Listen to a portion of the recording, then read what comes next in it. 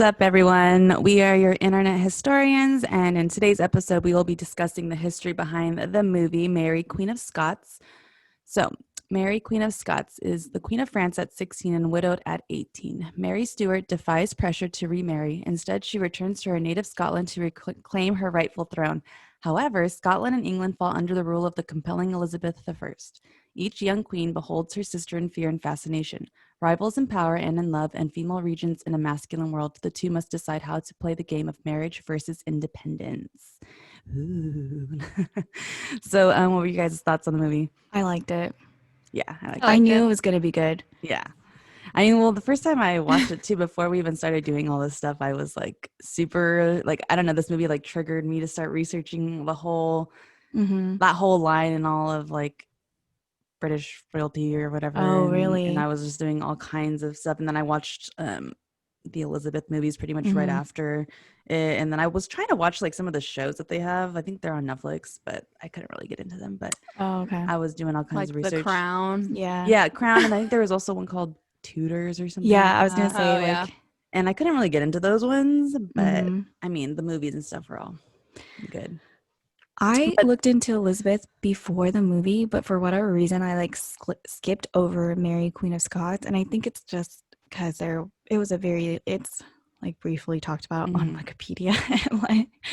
And then after watching it, I was like, holy crap. But I do remember reading a little bit about it, and we'll talk about it later, but like I had some opinions before and then some opinions afterwards. So anyways, I thought it was really good. I thought the actors did a really good job. I loved what they did with costume.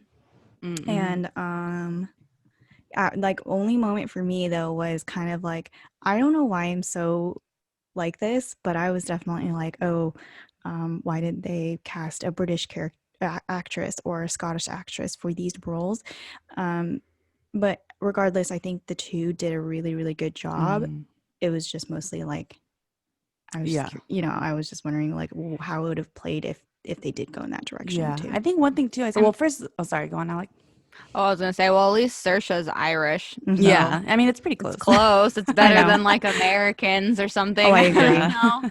And Margot's Australian. I don't know. Yeah. Not that that's even. Australia's owned by England. I don't know. They're in the Commonwealth. What was I gonna say? I know before this movie though, I didn't even know anything about Mary. So I mean, it was kind of interesting to learn about her side.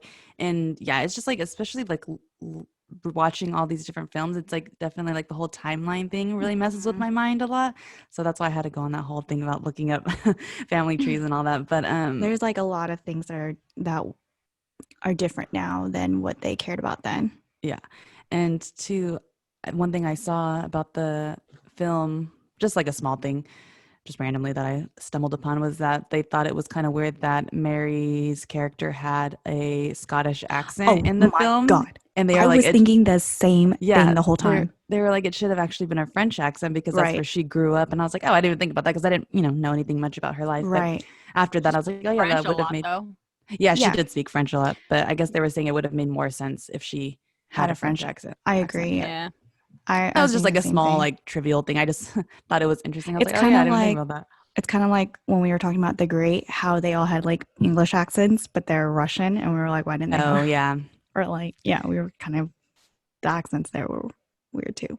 Yeah. I don't know. I kind of like that she got to speak with her Irish accent because I feel like I thought she was speaking. It was a Scottish, wasn't it? Well, I don't know actually. I think it was Scottish, but I think like it's kind of like a mix. Yeah, I was like, I think it's like it wasn't heavy on the Scottish side. I think it was like I mean, yeah, it definitely was. Whatever accent it was pretty light on anything because sometimes if like when she would speak French and then even like when she would slip into the Scottish Irish accent, it wasn't very heavy at all. Yeah. So maybe that's what they were. I don't know. Instead of doing, they can't make it too heavy, otherwise we're not going to understand them. Well, also, but yeah, I don't know. I kind of like that she got to talk in an accent because I feel like most of the time when I see her acting, she doesn't have that accent in her normal speaking voice. Yeah, like what? What have you seen her speak in a normal speaking voice? Brooklyn. Is that a you movie? haven't seen Brooklyn? I was like, we're just like, what is that? I was like, She was nominated for an Academy Award for that one. The heck? Oh. I've never heard of that. Oh yeah. Maybe I'm just not a Saoirse stan, I guess. I don't know. I mean, she's a really good actress, though. Yeah, definitely. Yeah, like I knew she was, but for some reason, this one I was like, dang, she's really good. Oh yeah, yeah. She was. Brooklyn's like a little bit different, but yeah, she was Irish in that one. Yeah, should we get into talking about the Queen, Mary, Queen of Scots? Yes. So, as you said in the synopsis of the movie, Queen Mary was also the Queen of France, and that is because. So basically, here's the dealio. She was her father is the King of Scotland, and she is the only legitimate child from the King of Scotland, James Fifth. I'm like, what's V? Fifth. I know. At the whole time when I was looking at the family tree, I had to be like I was like counting. I was like, yeah, I know. Yeah. So King James V of Scotland, he had Queen Mary, and he passed away when she was like only a couple days old. Yeah. And it's like 6 days old. Yeah, 6 days old. There you go. And she was born December 8th, 1542, just so we have a year in mind. And anyway, so she is technically the Queen of Scotland, and she ended up getting married to the Prince of France so that later they could rule France. And with that being said, too, it's kind of interesting because actually King Henry wanted Queen Mary to marry his son. Gross, though, because they're cousins. Yeah. There's a whole lot of that. And yeah. I was like, all of this. I know. So he wanted Mary to marry his son because then they could have a couple rule both England and Scotland. But the problem is that religion plays a huge part in all of this. Basically, King Henry, I think they're Protestant. Yeah, Protestant. Protestant. So he's Protestant. He's like anti-Catholic, and France is Catholic, and her mother is actually French, so she is also Catholic. And so with that, like mostly that was, I think, the biggest issue, and there was some just all of that. And so basically what happened after that, they needed French protection, and because her mom is French, she like communicated to France, and Mary ended up getting an arranged marriage with the king, or the future king of France. And so they ended up being king and queen for, I think, 2 years before he passed away, which is really sad. They do say that her and her first husband, they had a really good relationship, that it seemed like they knew each other for years, things like that. But at the same time, it is a little bit awkward because they were really young, you know. I think I was gonna say, do you remember how old they were when they got married? Mary moved to France at the age of 5, and she basically lived there from 5 till 18. And I know that they got married, I believe, when they were like 16, and then let's see. Yeah, she married Francis, and she was 16, and he was actually 14, and then he was crowned pretty much a year later. So yeah, they were quite young when they got married and when they became king and queen of France. Yeah. And then I think like right after that, he passed away. So she wasn't queen very long, which honestly, I wish she would have been a really great queen of France. And I sometimes I'm like, damn, I wonder what it would have been like if she ended up being the queen of France, you know? Well, I want to talk about that whole thing too, like maybe, I don't know, in our closing thoughts about like how they treated the women and stuff like that. But I was gonna ask real quick, did you guys, because I actually asked JC about this, and he's just like, man, I've tried to read up on it, and it's honestly confusing, but did you guys try to read up on the difference between Catholicism and Protestant at all? No. I think I did when I was a child, but yeah, I never went back. A big deal. Yeah, I don't know about Protestant, but I mean, I was raised Catholic, so I know a little bit about Catholicism. Yeah, I was just trying to figure out like what the key differences were and why they were so mad. Yeah, it's probably like something super small, but I don't know. It's weird. Oh, okay. So I wanted to kind of say a fun fact. I don't know if you guys noticed that there are 2 spellings of Stuart, the Stewart, and then there's Stuart. And so basically the Stuart with the W is the older of the 2. And when Mary, Queen of Scots, went to France, she started spelling her name as Stuart because in France there's no W at the time. Yeah. That's cool. Yeah. Yeah, I saw that, but there were some of the things that I saw too where it was the same person, but they would go back and forth between how they spelt it, and I was like, "What the heck?" And then, but okay, that makes sense though. But I mean, maybe the person who wrote it just got confused or something. But Yeah, no, so that's why you'll see it kind of like a couple different ways because and then I'm sure Mary kind of really screwed things up because she's both Scottish and she yeah, changed it when she went to France. So anyways, thanks. yeah, very interesting fact right there. Another thing that I thought was really cool is that actually when she was in the French court, there was 4 Marys, and those were kind of her ladies in waiting. And I don't know if you guys noticed that she had the ladies in the movies. She had like 4 ladies in waiting too, Yeah. and they're very very close. And that's what they said, that these 4 girls were very very close, around the same age. And I was like, damn, they're like the Ashleys from the Recess, like scandalous. Literally, even not even just her women in waiting or whatever. There was like so many Marys just in that family like tree too, and I was like, dude, that's why I Yeah, just like kept getting confused by who was who. I know, Everyone's cause name is the freaking same, and they're all yeah. marrying each other. It's a mess. Marrying. Yeah. Um, so basically, after her husband passed away, she moved back to Scotland, her homeland, and um, basically went back to become the queen there.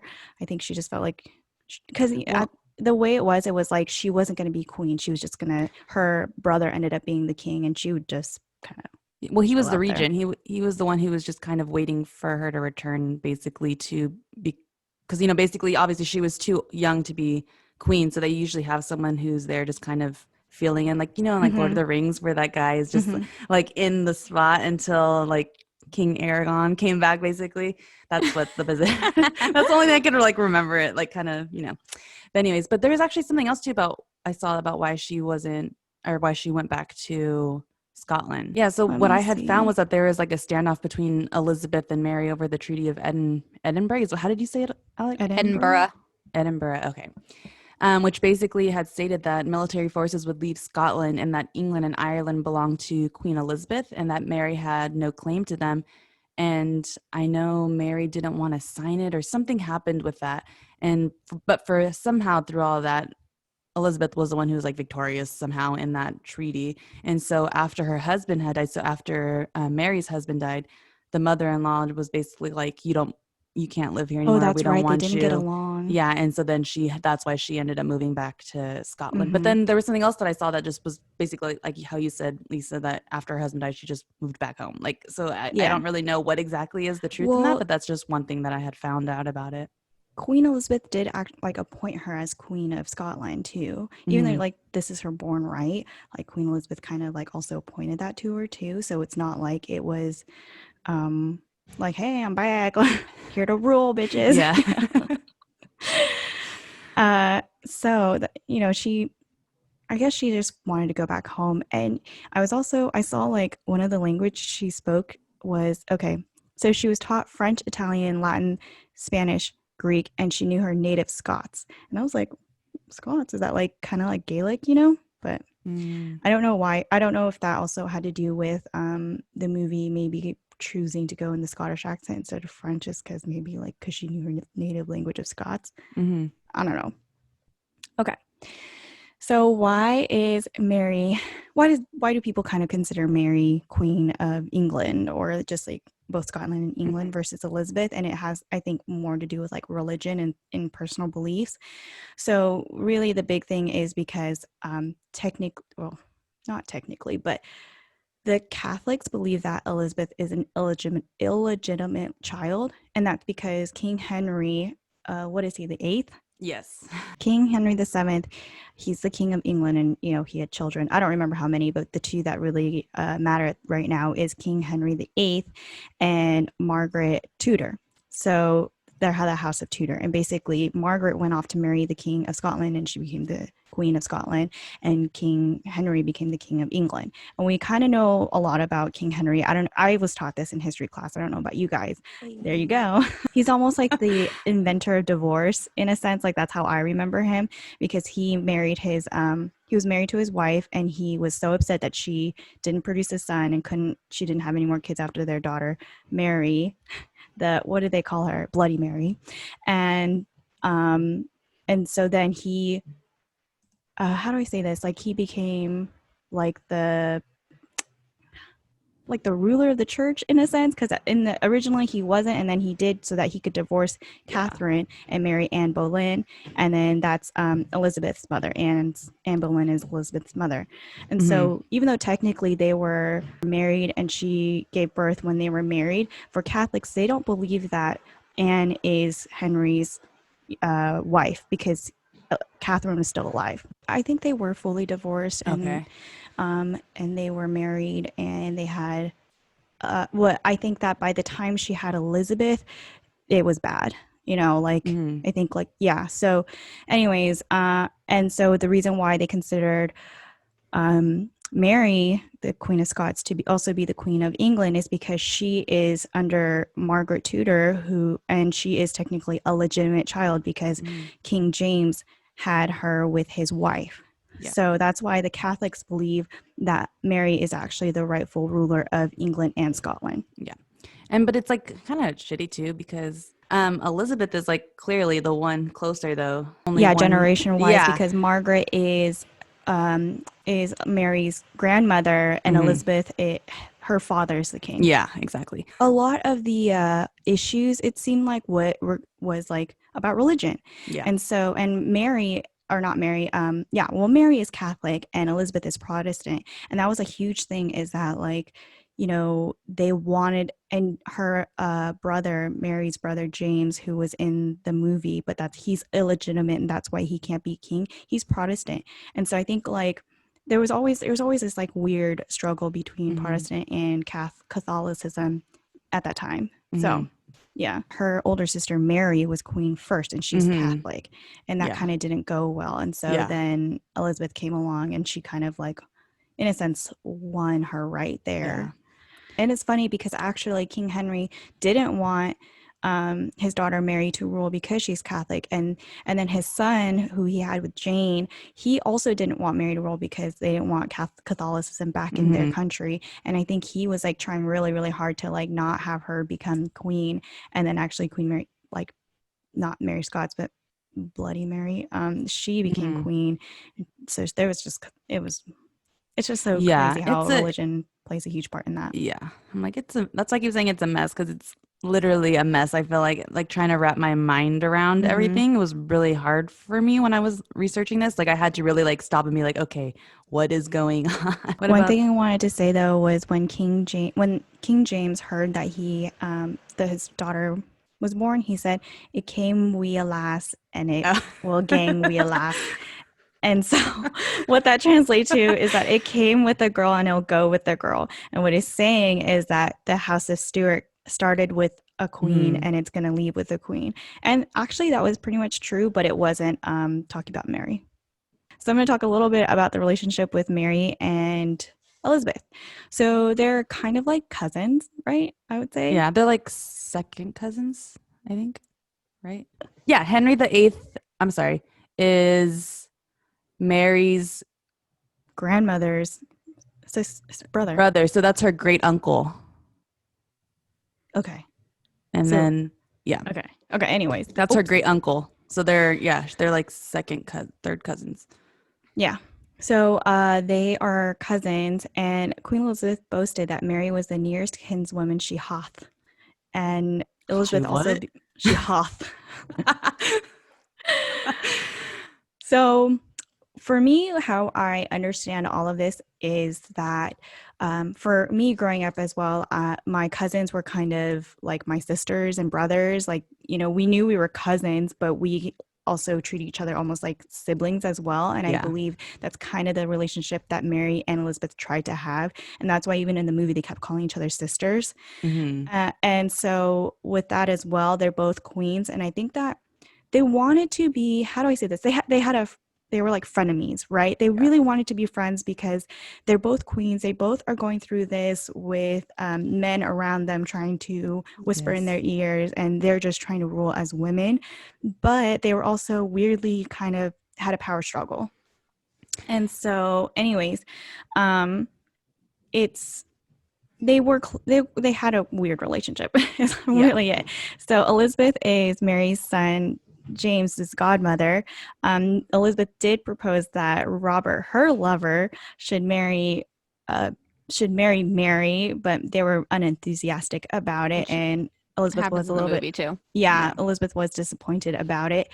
Um, and then she was also disappointed that Mary got married so soon after her second husband passed away. Even regardless of all of this, when Mary had to abdicate and she escaped to England, Elizabeth did try to like help her, but Mary wanted her to like build an army and help her like reclaim her throne. And Elizabeth was not about that. She is a little bit more cautious, you know? So she did have Mary move into the Tuttlebury Castle, which was a halfway point between Scotland and London, and it was also distant from the sea. She had a staff that was never less than 16 people. She had chambers that were decorated with fine tapestry and carpets.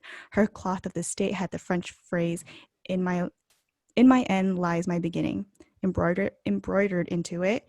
She had her bed linen changed every day, her own chefs to prepare meals. She was occasionally allowed outside under strict supervision. She spent most of her time embroidering.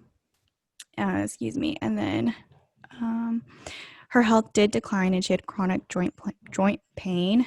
Eventually, I mean, as she aged, um, in let me see. In 1569, Elizabeth tried to mediate the restoration of Mary in the return of guaranteeing that the Protestant religion would be like the religion of Scotland, and that was rejected. In 1584, Mary proposed an association with her son.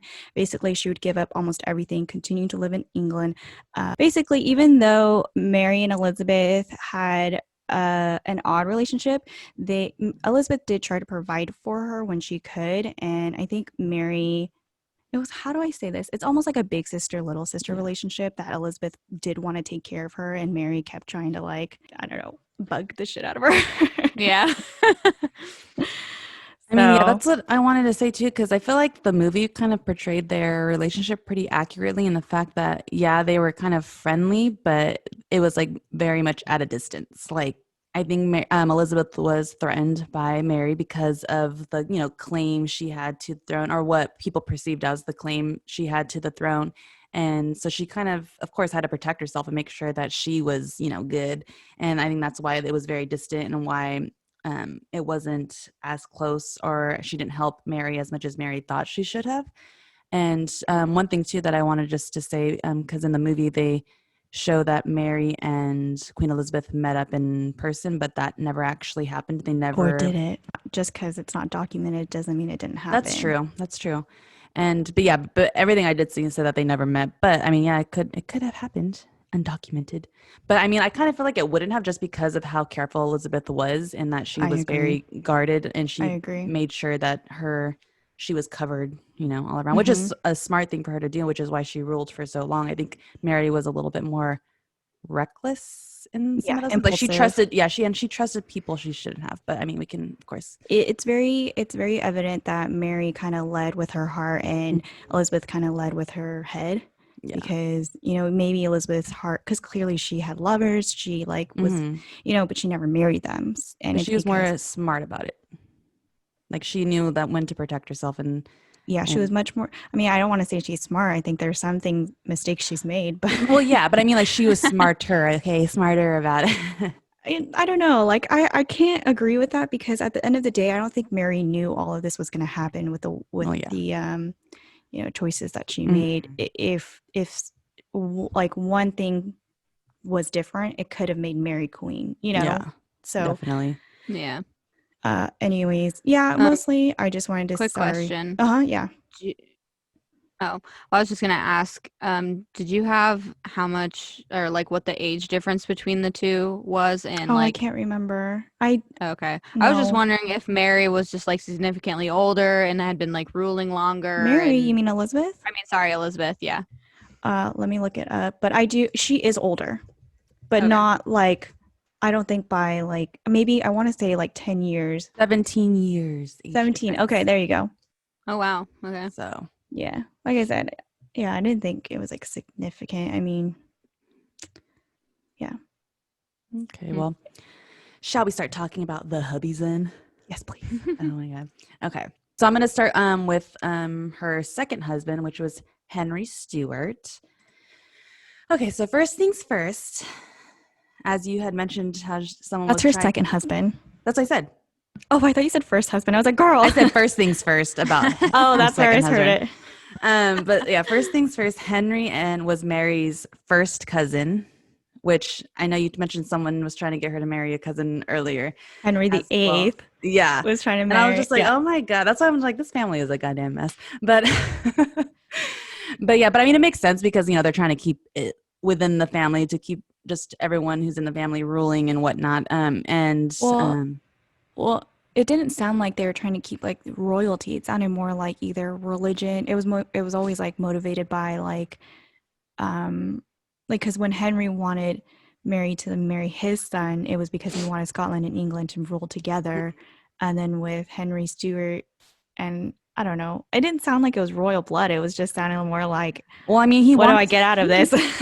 He wanted to be king though, and like that's why he was pushed into meeting Mary and all that stuff, because they wanted him to be king and rule with Mary, and so that way, and also because well, first, let me say, in the film, it makes it seem as if like that first time they're meeting is when they're, how like when she not tricks him, but it's like her and all of her, what are they called? Her women in waiting or whatever. Yeah. They're all waiting, and so it's like making him choose like, oh, who is she? Which one's Mary?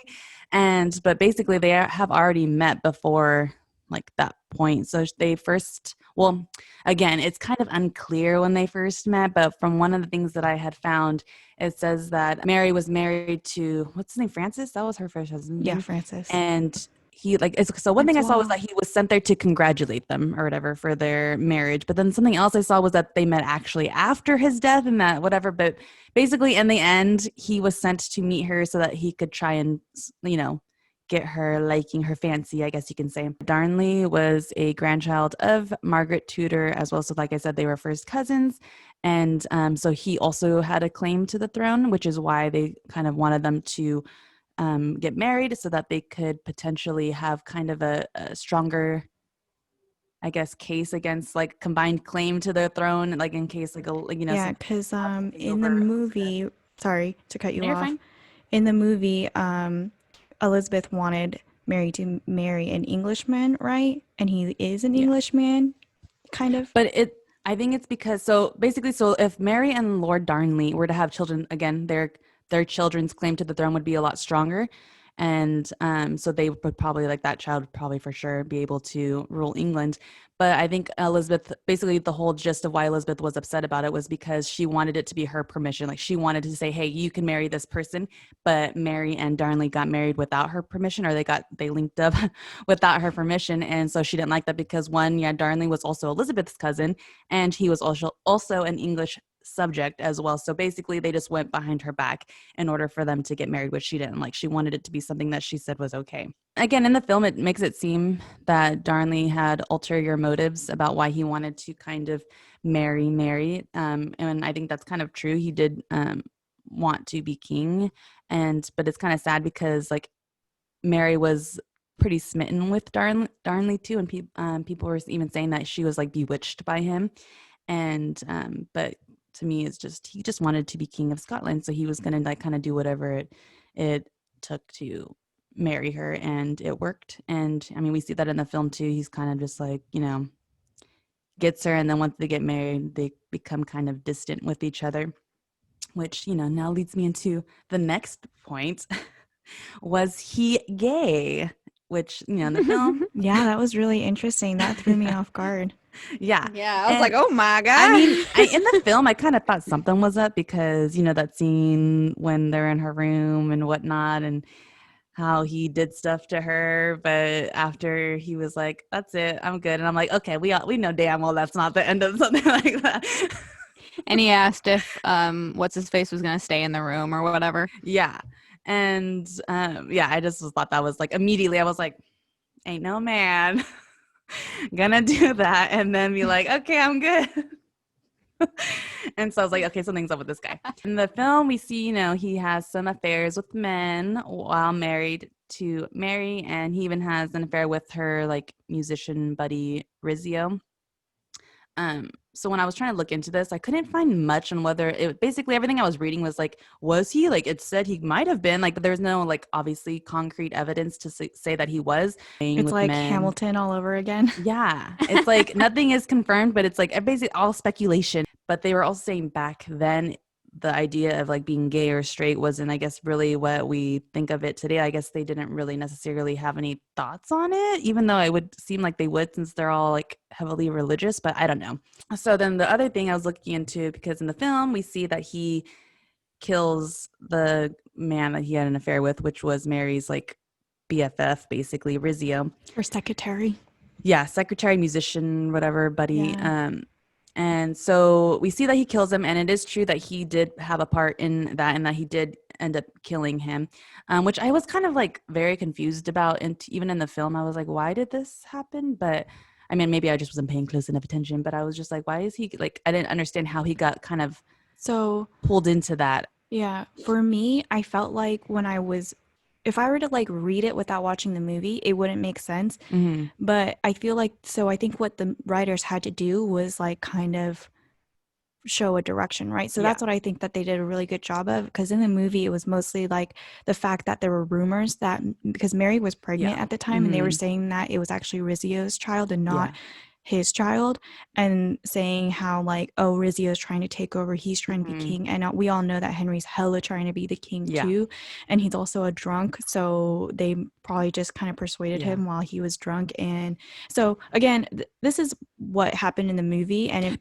they made it make more sense than writing. Yeah, because I was going to say that is the reason, I guess, how they convinced Darnley to partake in that whole plot.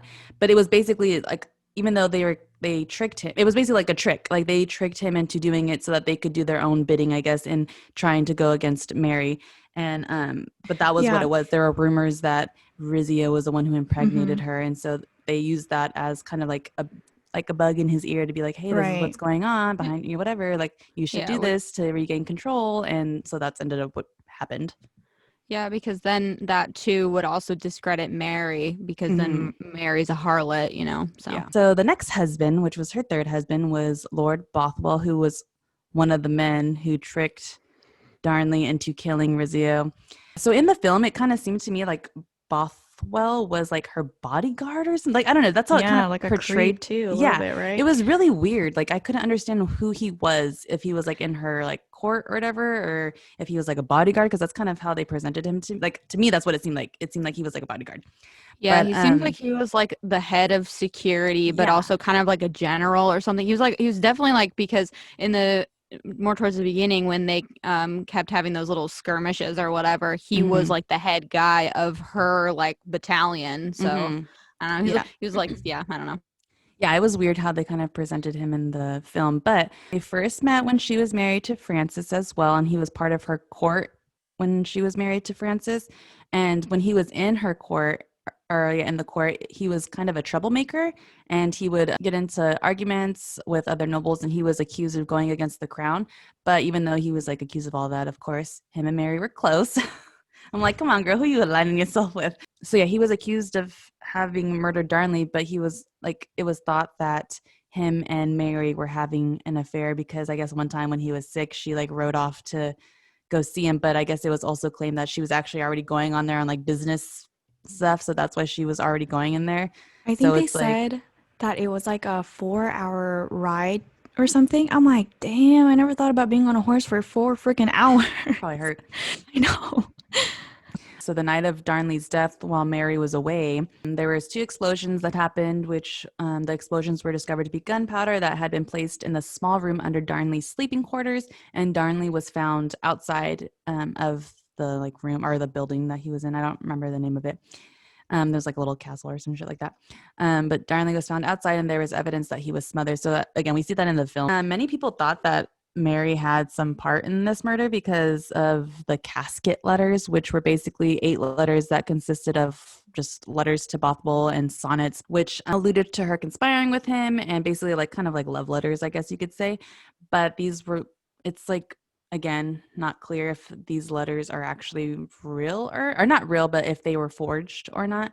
But many people think that they were fraudulent, but either Yeah, way, I was going to go into that as well. Yeah, even either way, they still wasn't really a good look for her. The reason why people, I guess, thought that why she also had some conspiracy or co-conspirator in the killing of him was because before he was killed, she was trying to get a divorce from him because, again, he was a drunk. He was, I guess, also seen going to brothels and just being an all-around nuisance, I would say, to Mary and her reign. And I didn't know she wanted a divorce. yeah, she was trying to get a divorce. Well, they kept throwing it around, but Yeah. then they were like, "Oh, we can't." But yeah, like she kept going to. I guess she even went to the archbishop and was like, "Hey, like I need to get a divorce," but they were basically saying no, like you can't get a divorce.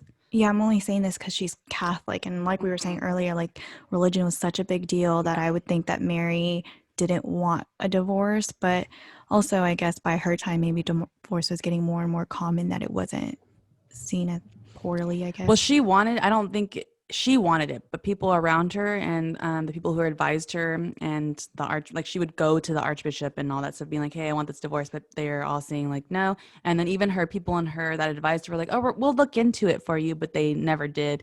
And these men were also the ones with Bothell who kind of, like in the film, you know how we see it after they have their meeting, and then the men are all outside in the hallway, and they're like, "Hey, Bothwell, like I think we want the same thing." That's kind of how it happened too. And Bothwell was the head guy who was in charge, I guess, of plotting on how to kill Darnley. And he actually got the men who were the men that killed. So, okay, sorry. I feel like it's getting confusing, but Darnley and there was other men that were a part of everyone who killed Rizzio.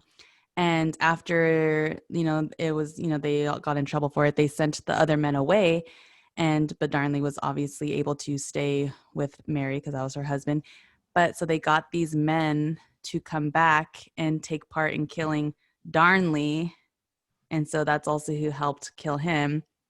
And yeah, it's kind of confusing, and that's also why people thought Mary might have had a part in it, because I guess Bothwell, before those men came back, he got Mary to kind of, I guess, allow them to come back and say that they can live back in Scotland. So as Mary was riding to Bothwell's trial, he had intercepted her with 800 men and said that there was danger waiting for her and that he wanted to protect her and take her to his castle, which she agreed to. And it is when they get there that it's reported that he imprisoned her and raped her, and in order so he could marry her, basically. And they were later married on May 15th.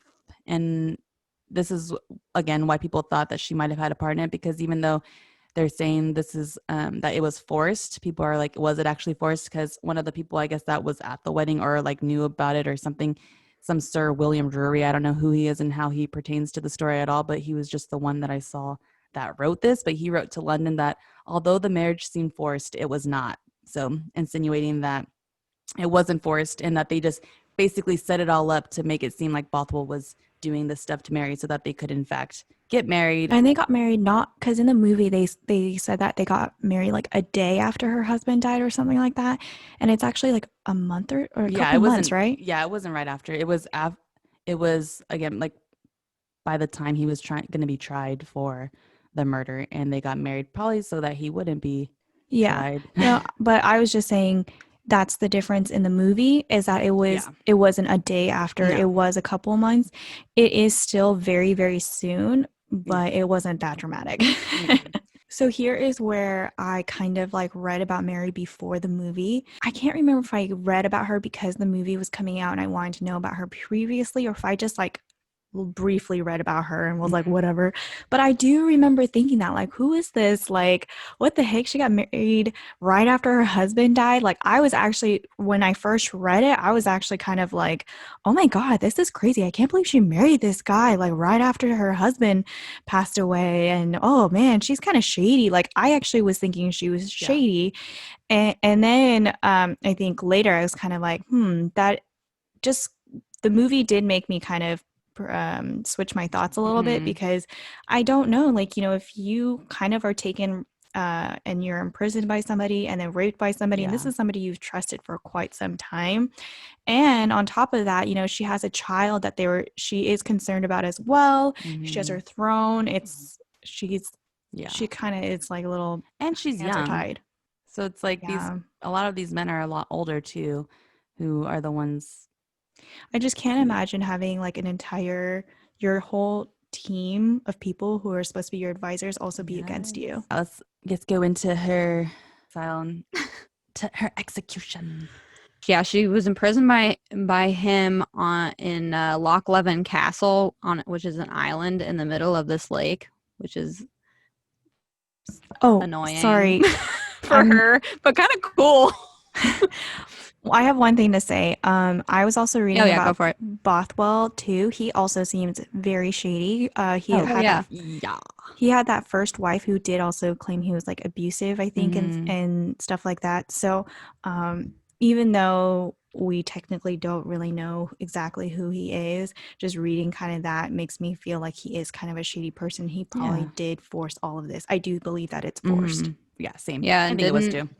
And didn't he get divorced like 12 days before he was to marry Mary? Yeah. Even though him and his first wife, I think, were separated, they didn't technically divorce, but when he wanted to, get married, he divorced her anyways. Because I was like, I didn't really give my opinion. Let me tell you how I feel about this husband. Yeah. So just to wrap it up on Bothwell. So in July, that was the same month that she had miscarried. She was forced to abdicate in favor of her son James, who was 1 at the time, which made her half brother the regent. And then in turn, Bothwell was driven into exile and was imprisoned in Denmark, where he went insane and died in 1578. I ain't sad So I about guess, it. yeah, they didn't want him either. He was a shady dude, and they're like, nope. So she did escape her imprisonment with the brother of the castle's owner. She raised an army of 6,000 men and met to fight her brother, but then was defeated. And that's when she fled and crossed over into England fishing boat, which I thought was kind of funny. And she landed in the north of England and was taken into protective custody by local officials. So she showed up to England and she was she was expecting Elizabeth to help her take back Scotland, but Elizabeth was kind of just like, I don't know, man. Let me think about it a little bit. She was because Elizabeth was still questioning whether or not Mary had anything had a hand in the murder of Darnley. So she was like, I don't know, girl. So she had Also, kind of like Lisa was saying. Oh, yeah. what? I was gonna say, also at this point, like you can see that Mary's kind of made one poor decision after the other. So I would agree with Mary or Elizabeth that you've kind of haven't every choice you've made kind of hasn't gone well. Yeah. So you wanting a army to take over your throne, I would be the same boat where I'm like, I don't know if every decision you come up with is a good one. Yeah. I keep wanting to call it imprisonment, but it's kind of like what Lisa was saying earlier, is that it was a pretty lavish imprisonment. Like, oh, that's what I mean, is that like, clearly Elizabeth had a liking towards her if her imprisonment was that nice. And I don't know if it's like a liking to, or the fact that it would be a bad look on her because she is technically still royalty if she were to like throw her to the gallows or whatever. So that's what I was gonna say. I was like, one of the things I saw was saying that basically what you just said, Alec, that it would have been kind of wrong to make a royal person or someone who was of royal blood live a life less than the one that Elizabeth let her live. So I guess she imprisoned her, quote unquote. I don't know. She put her up essentially, and moved her to that castle that was further from the Scottish border, but also not too close to London. And then Elizabeth also held a conference to pretty much discuss what to do with Mary and whether or not she had a hand in the murder. And then at the same time, in Scotland, Mary's supporters were fighting a civil war against her half brother. So she still had supporters, and they were fighting their own fight. So which is why she wanted an army, because she knew she had supporters. Yeah, exactly. which brings us to the casket letters, which Nicole, you talked about a little bit. So as an anointed queen, Mary refused to acknowledge the power of any court to try her. She refused to attend the inquiry at York personally, but sent representatives, and Elizabeth forbade her attendance anyway. So the casket letters, they were 8 letters and some sonnets said to have been written by Mary to Bothwell between January and April of 1567. In particular, the text of the letters was taken to imply that Mary conspired with Bothwell to marry Darnley. So, like you said, it was just back and forth, but it wasn't a good look, and Elizabeth wasn't wanting to give any power to someone who's murdering people. I was gonna say, I was like, even if they weren't, it's kind of like that thing, like even nowadays, like if someone were to be like going to court for something that was really bad, even if they were acquitted of it or they didn't get, like it was proved that they were innocent, even after they left, they would still be tainted with that. So I think that was kind of the same idea that was going on with this. So even though it might not have been true, Elizabeth's like, I can't let someone who has even like, I guess, been associated with something like that be, have any power. Yeah. Definitely. And then, as you mentioned, Mary denied writing them, saying that they were forgeries because her handwriting wasn't that hard to imitate. These are the reasons why there are some people that believe that Mary shares guilt in killing Darnley. The chair of the commission of inquiry, the Duke of Norfolk, which he has his whole thing. there's so many people involved with this that I was like, because I mean, Elizabeth's secretaries, there were just like so many names. I was just like, oh my Your God, head kind of spins a little bit. Yeah, everybody's got a hand in this for sure. But he described the letter. They were horrible letters, but they definitely proved that she was guilty. So even now, I guess there's still slight controversy, I guess, because the originals were written in French, and they were possibly destroyed by Mary's son. And then the surviving copies in French were translated into English, but they're not complete. And there's like incomplete transcriptions that were in English, Scots, French, and Latin. Yeah. So it's just kind of like, who knows, really. Many of her biographers have come to the conclusion that the documents were either complete forgeries or incriminating passages were inserted into the letters, or the letters were written to Bothwell by a different person or written by Mary to a different person. So they don't even there's even dispute on whether or not they're to Bothwell. So not that I guess that makes her look any better, but I was gonna say, it's like either way she'd still be trying to get someone to be dead. Yeah. And then one of the biographers pointed out that the letters are disjointed and that the French language and grammar in the sonnets are too poor to have been written by Mary because of Mary's education. For overriding political reasons, Elizabeth wished neither to convict nor acquit Mary of the murder. This was never any intention to proceed judicially. The conference was intended as a political exercise. So in the end, Moray returned to Scotland as the regent. James, her half-brother, returned to Scotland as the regent. Then James returned to Scotland, and Mary stayed in Elizabeth's custody, and they kind of just dropped it. In one of her biographers' opinions, it was one of the strangest trials in legal history because they didn't find her guilty. Nobody was guilty, but they were just kind of like, oh well, like it was just kind of like they said, it was a weird exercise, and Elizabeth never really had an opinion either way. I don't know. And I mean, they kind of, in the movie, they kind of portray her this way where she's sort of wishy-washy, I guess. I don't know. She never really has an opinion. Well, okay. How do you feel? It was just, I have something to say about that. Yeah, I'm just like, I'll start. Okay, go ahead. If you watch The Crown if you watch The Crown and you kind of get into like the royalty of it and everything like that, they always say how like the monarch has to have like no opinion in a sense. And I forgot who was the one who like was like, but I do have an opinion. I do want to talk about this. I do. And they're like, no. You are just our queen, and that's it. And I feel like that stemmed from Elizabeth because she was very much so like that, like always seeming like she didn't have an opinion but even if she did, I feel like she did have an opinion, but I feel like she was very sneaky in the way that she made things happen. Like she would be like be very vague whenever she would write something up, or like, for example, like when she eventually puts in for her execution. She Do you makes everything very remember? vague so people will actually carry out what they think she wants them to do. But then in the end, she's like, that's not what I wanted. What are you talking? I'm enraged right now. Yeah. I never, whatever, blah, blah, blah. But Do which we can you? get into later too with the whole execution. But I'm like, girl, come on. Like, it was so irritating. But I mean, I guess I get it because she also wants to portray herself in like a good light. As as we said, she's always looking out for her best interest. And so I think her best interest is to be very vague and play like coy, like she doesn't know what's going on and all that stuff. But I'm like, come on. Do you remember in the movie when I think it was Guy Pearce?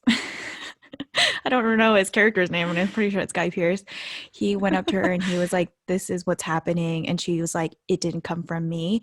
And it was when they sent weapons to the army to go against Mary. Mm-hmm. Yeah, It's I like moments that. like that where she'd be like and the same or like do it but don't tell me about it kind of a thing, like or don't tell me what your plans are.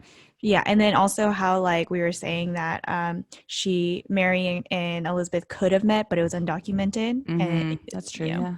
Pretty much. So this comes down now. There are multiple plots about to happen, and it's just under the heading plots. There are many I don't know, plans, I guess, against Elizabeth, maybe by Mary, who knows. But at this point, Elizabeth and her, I guess, council staff, I don't know, they were getting a bit concerned, so they moved Mary again to this earl's castle, which was, I guess, even further into the interior of England and far from the ocean. They didn't want her running away. But it kind of like what Lisa was saying, this, she's living the life. She even, which is silly to me, but I guess she even spent 7 summers at a spa town. That was silly. But yeah. It's just like, that must be nice.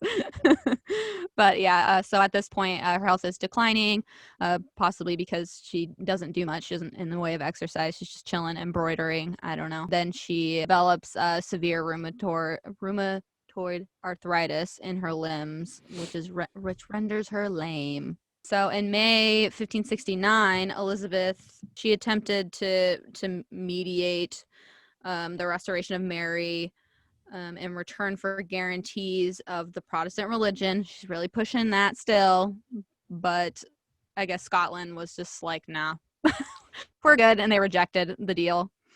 And then the following year, her half brother was assassinated. So I guess her supporters are rising up kind of at this point. Because his death, it coincided with the rebellion in the north of England, which was led by Catholic earls, and persuaded Elizabeth that Mary was a threat. So at this point, they're like, they like, there's like levels of threat at this point. Now it's just like, this is like level 1 of or I was like, oh, I guess level 5 of a threat. Like this, now something's really gonna happen, in their opinion. So then this brings in Elizabeth's secretaries. So Elizabeth's principal secretaries, Sir Francis Walsingham and William Cecil, Lord Burghley. Cecil is the one that would go back and forth. Okay, yeah. So, okay. Yeah, so they were watching Mary carefully with the aid of spies placed in her household. So in 1571, Cecil and Walsingham uncovered the Rodolphi plot, which is a plan to replace Elizabeth with Mary by the help of Spanish troops and the Duke of Norfolk. This guy. So Norfolk was then executed, and the English Parliament introduced a bill barring Mary from the throne, to which Elizabeth refused to give royal assent. So I don't know. She's like, I just don't get Elizabeth. Well, so maybe when we do Elizabeth the movie, we'll understand her a little more. Yeah, it just goes back and forth. I don't know. Yeah. To discredit Mary, the casket letters were published in London, and so then the plots continued. Now this other plot, this Throckmorton plot, this was kind of crazy to me because now the Pope's getting involved. It's like, whoa, Pope Gregory. It's serious then. Yeah, so Pope Gregory the Eighth, if I'm counting that right, endorsed one plan to marry her to the governor of the Low Countries, an illegitimate half-brother of Philip II of Spain, John of Austria, who was supposed to organize the invasion of England from the Spanish Netherlands. I didn't know that there were the Spanish Netherlands, but anyway, yeah. So he's getting involved. He's trying to marry Mary again, I don't know, to put her into power. It's a whole thing. But then after this plot in 1583, that's when Walsingham introduced the Bond of Association and the Act for the Queen's Safety, which sanctioned the killing of anyone who plotted against Elizabeth and aimed to prevent a punitive successor from profiting from her murder. So at this point, they're like, well, if anybody tries anything on, which is kind of interesting to me that this wasn't already a law, that like if anybody tries something on the queen, like you're like it seems kind of like a given. So in February 1585, William Parry, who was a Welsh advisor to like the king and queen and a spy, was convicted of plotting to assassinate Elizabeth without Mary's knowledge, but Mary's confidant and spy Thomas Morgan was implicated in this assassination attempt. And then in April, Mary was placed in a stricter custody of Sir Amyas Paulet, who was an English diplomat. I like how it's just, like I said, it's just like, it's like stricter and stricter, but it's just like, is it really though? I mean, is it really? To their standards. So then at Christmas, she was moved to a moated manor house. So I'm just going to put her back into the middle of a lake again. So now we're going to go to her trial. So this is where things are really amped up and they think they really got her now. So on August 11th, 1586, after being implicated in the Babington plot, Mary was then arrested. In a successful attempt to entrap her, Elizabeth's secretary, Walsingham again, had deliberately arranged for Mary's letters to be smuggled out of the manor. Mary was misled into thinking her letters were secure, which I don't know what you're thinking, girl, while in reality they were deciphered and read by Walsingham. And then from these letters, it was clear that Mary had sanctioned the attempted assassination of Elizabeth. Which, I mean, I felt bad for Mary up until this point where I'm just like, girl, what were you thinking? And of course, they were going to freaking steal your letters. Like, why would you be writing this stuff down? I don't know. It's just silly. So then they moved her again to another castle. Because she just wanted to be queen, so she was just trying to do anything to try and get there and wasn't thinking anymore. And I think so. I think that like her imprisonment maybe was starting to get to her head. Yeah. Yeah. Well, and she was, because she wasn't with her kid at this time, right? This whole time. Oh no. Yeah. No, so no, I'm saying, so I mean, she left him probably long behind. Yeah, and I'm sure that also played heavily like on her, and she's probably just doing anything to try and get out of there, and But yeah. So in October, she was put on trial for treason under the Act of the Queen's Safety before a court of 36 noblemen, including Cecil, Shrewsbury, and frickin' Walsingham. But of course, she denied her charges. She told her triers, quote, "Look to your consciences and remember that the theater of the whole world is wider than the kingdom of England." She protested that she had not been given the opportunity to review the evidence against her, that the papers were removed without her knowledge, and then that she was also denied access to a legal counsel. And finally, that she was a foreign anointed queen and she had never been an English subject, so she couldn't be convicted of treason because she's not English. But she was trying to rule England. Yeah. I don't know. But that's technically not treason. She was convicted on the 25th of October and sentenced to death with only one commissioner, Lord Zouche, expressing any form of dissent in this decision. But as you said before, Elizabeth hesitated to order the execution, even in the face of pressure from the Parliament. She was concerned that killing a queen would set a bad example and feared the consequences, especially if, in retaliation, Mary's son James formed an alliance with the Catholic powers and invaded England. So I guess that's a good reason, but yeah. So Elizabeth asked the last guy that was watching over her about if he would come up with a secret way to quote unquote shorten the life of Mary. Yeah. Which he refused to do on the grounds that he would not make quote a shipwreck of my conscience or leave so great a blot on my poor posterity.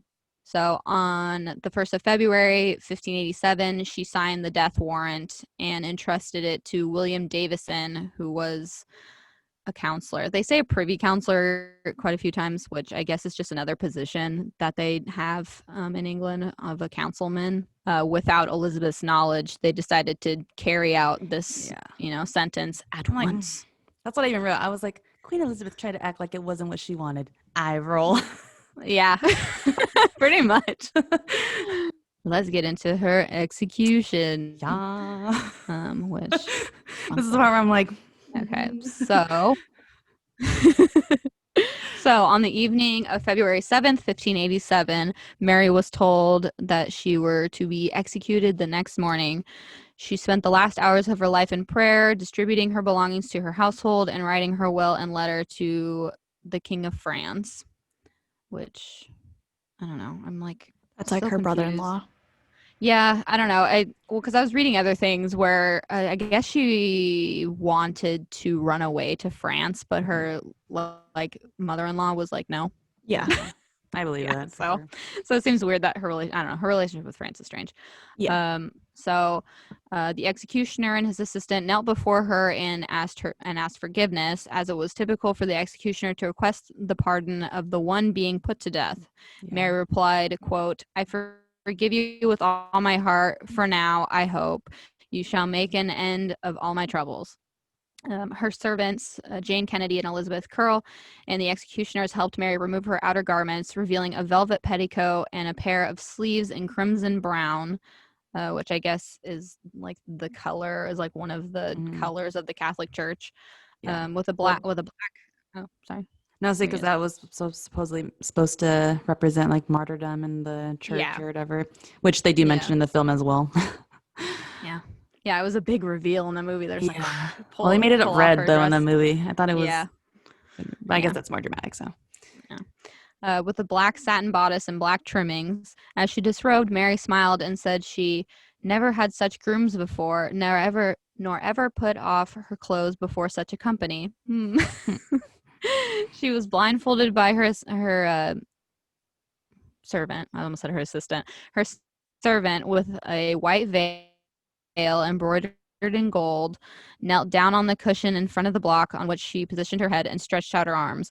Her last words were, I'm not going to say it in Latin, but it's in Latin, "Into thy hands, O Lord, I commend my spirit." So let's get down to the gruesome part. Yeah, this part's brutal. I was like, it is like, yeah, it's rough. Okay, so Mary was not beheaded with a single strike. The first blow missed her neck and struck the back of her head. I was like, oh my god.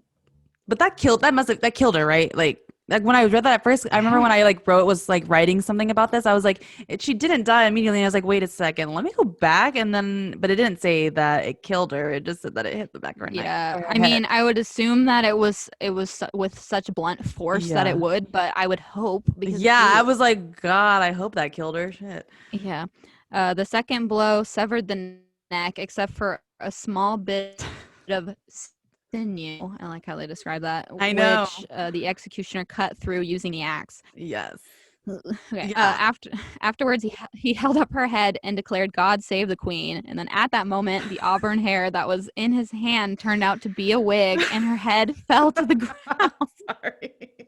I guess I am gonna laugh. We think it's funny. I forgot about that. Laugh, but I guess obviously wigs aren't that uncommon back then, but for some reason when I read that I was like, why did they have to include that in? And I was just like, that's the part where I was like, damn. Yeah, she had to go out in style, But so that revealed that Mary had very short gray hair. Yeah. Cecil, I feel terrible for laughing at that though, but I just couldn't help but be kind of shocked by it. Cecil, one of Elizabeth's secretaries, his nephew was there, and he reported to his uncle that after her death, quote, her lips stirred up and down a quarter of an hour after her head was cut off. Yeah, but it was just the motions of the... I was going to say, I bet that's just your muscles just continuing that movement, because they said she kept saying that prayer over and over again. I believe that, actually. and that a small dog owned by the queen emerged from hiding among her skirts. Yeah.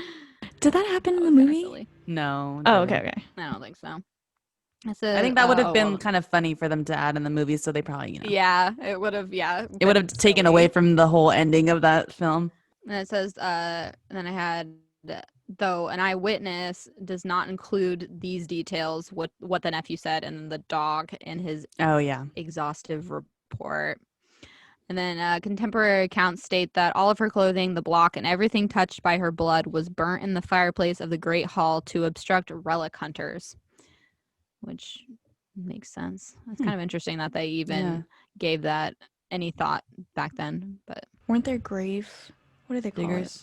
Yeah, grave diggers, grave robbers. Grave robbers back in the day, where they would like dig up people and try to steal the jewelry that they left.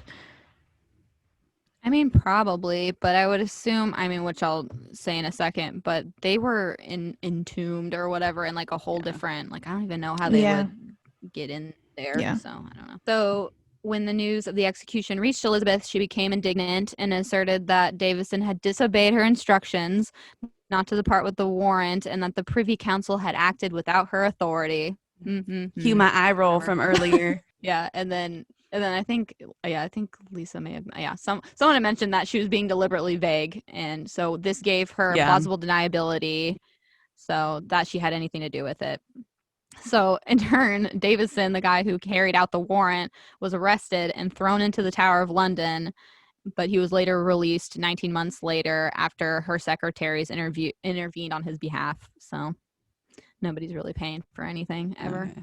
And then finally, Mary's request to be buried in France was refused by Elizabeth. Her body was embalmed and left in a secure lead coffin until her burial in a Protestant service at Peterborough Cathedral. And I know, right? In late July 1587.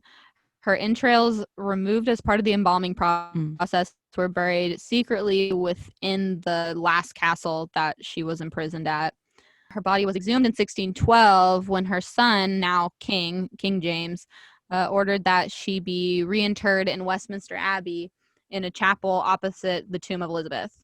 In 1867, her tomb was opened in an attempt to ascertain the resting place of her son James, and then he was ultimately found with Henry VII. I don't know. So going back to like the grave robbing thing, it's just kind of like they're all like have their own. Yeah.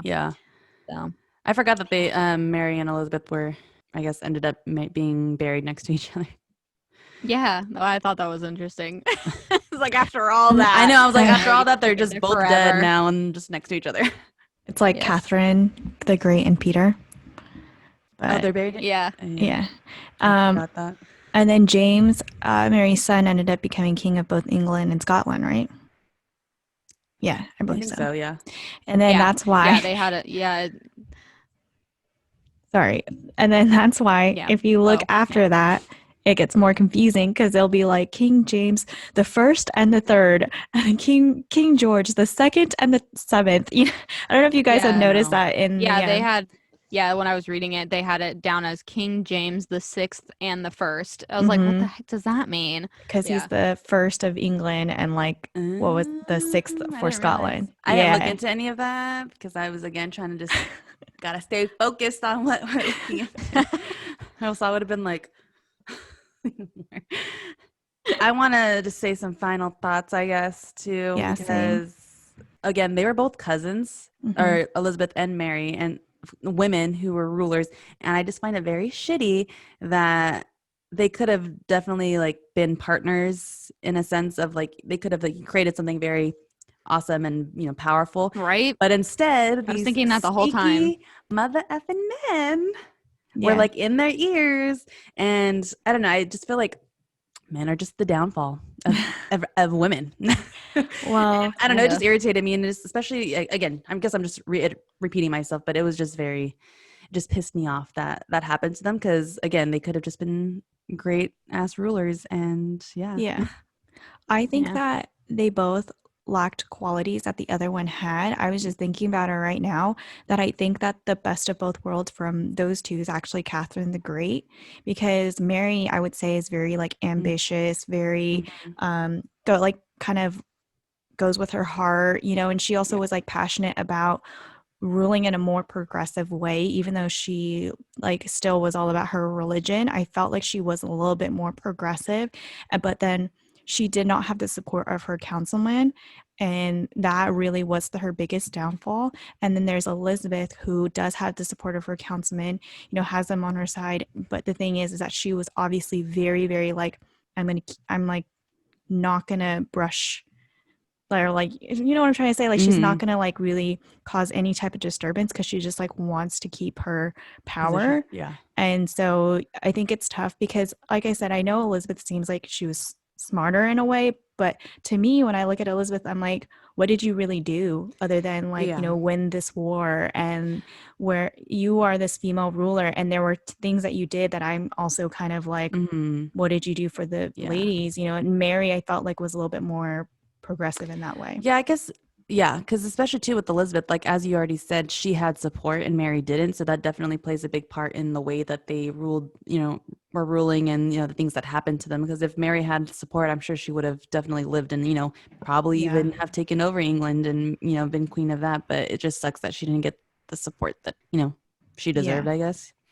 Yeah, and then that's why I was saying Catherine was the best of both worlds, because she, I think, was progressive, and she had the support of other people to be able to kind of like push her to be a great ruler. Was Catherine the 1700s? Yeah, because she was around the time of Hamilton. I don't even know anymore. I was just trying to. Yeah, I remember Wow, because she was around the time of Marie Antoinette, and then the king in the musical King George. This is crazy. Okay. This is crazy thinking about it in the grand scheme of things, because this was all in the 1500s. It's like, and all this stuff was going on. It's like, oh, and then 200 years later, it's just time, I guess. I don't know. It's just, I guess it's just weird to think about in the grand scheme of things of like, well, we're in the United States, and like, I mean, stuff obviously was going on here, but like the 1700s is really where like our government and everything obviously took off. And yet back, you know, 200, 300 years, all this stuff is going on over. It's just crazy to think about.